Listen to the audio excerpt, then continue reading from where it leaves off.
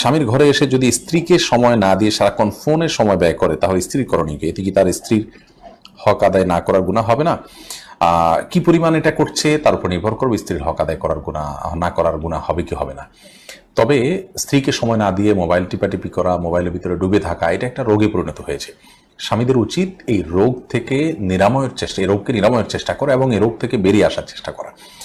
স্বামী তার স্ত্রীকে, তার সন্তানকে, তার পরিবারের লোকদেরকে সময় দেওয়ার চেষ্টা করবেন, এটি তার নৈতিক দায়িত্বের অংশ।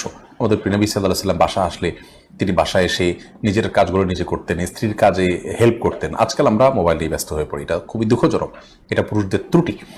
স্ত্রীর অধিকারের অংশ হলো তাকে আপনি সময় দিবেন, তার কাজে আপনি হেল্প করবেন, তাকে আপনি ভালোবাসা নিবেদন করবেন।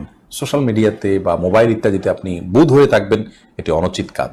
একজন পুরুষ, তিনি আদর্শ পুরুষ, আদর্শ মুসলিম হতে হলে এই কাজটি তার জন্য অন্তরায়। বিধায় তিনি ধীরে ধীরে হলেও এই জায়গা থেকে